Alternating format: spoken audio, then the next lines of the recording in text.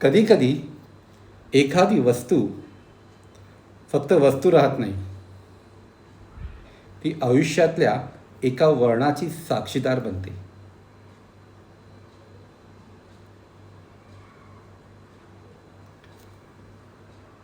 आता हे घड्याळ मी रोज घालत नाही, पण जेव्हा आयुष्यात एखादा कठीण दिवस समोर उभा राहतो ना, आणि त्यावेळेस जेव्हा स्वतःवरचा विश्वास थोडासा कमी व्हायला लागतो, तेव्हा मात्र मी हे घड्याळ मुद्दामून घालतो.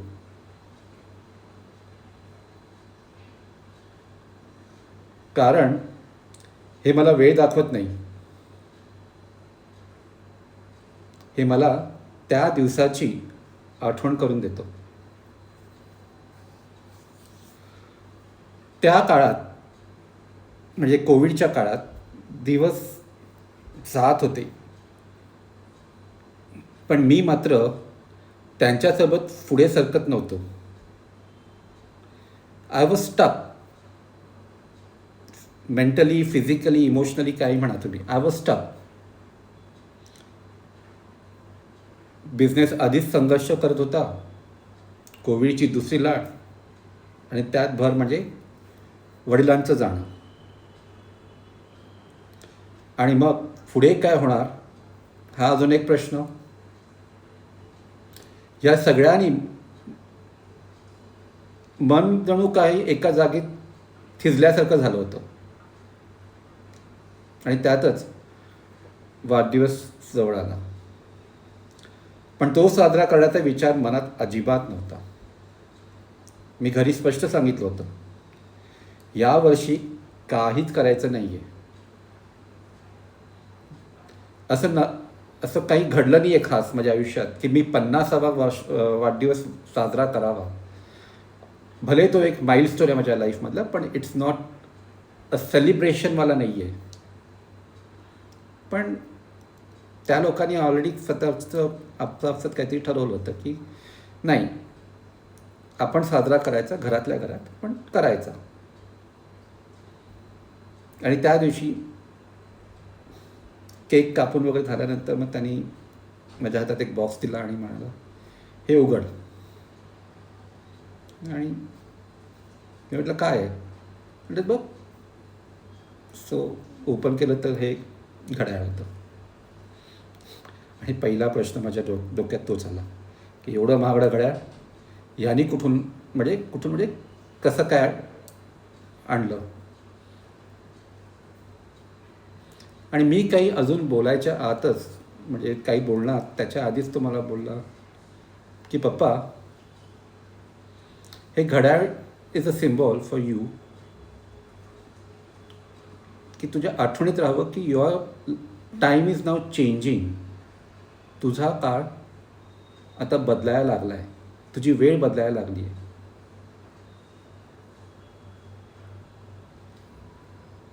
आणि बस तो बाजूला उठला विश करून. त्या एका वाक्याचा अर्थ मला पुढच्या अनेक दिवसात हळूहळू समजू लागला. म्हणजे आजही मी हे घड्याळ रोज घालत नाही, पण जेव्हा कधी मी स्वतःवर डाऊट करायला लागतो, जेव्हा एखादं आव्हान मोठं वाटायला लागतं, तेव्हा मी हे घड्याळ हातात घालतो.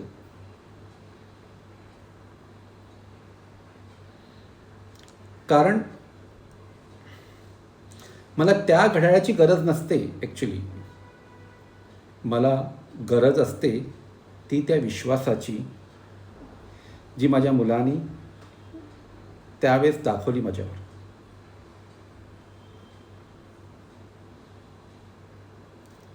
आज मागे वळून पाहताना जाणवतं, त्या दिवसापासून माझ्या आयुष्यात म्हणजे लगेच काही चेंज झाला नव्हता, बदल काहीच घडला नव्हता. दुसऱ्या दिवशी आयुष्यात तसंच होतं, प्रॉब्लेम तसेच होते, आव्हानं तशीच होती. पण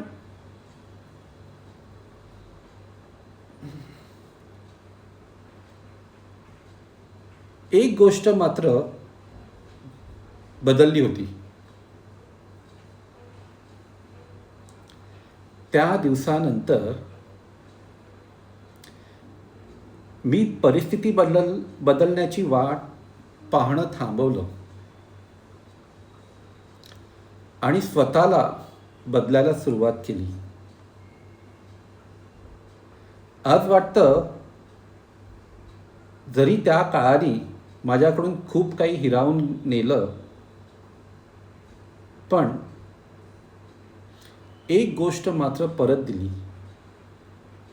ती म्हणजे उद्यावर पुन्हा विश्वास ठेवण्याची ताकद.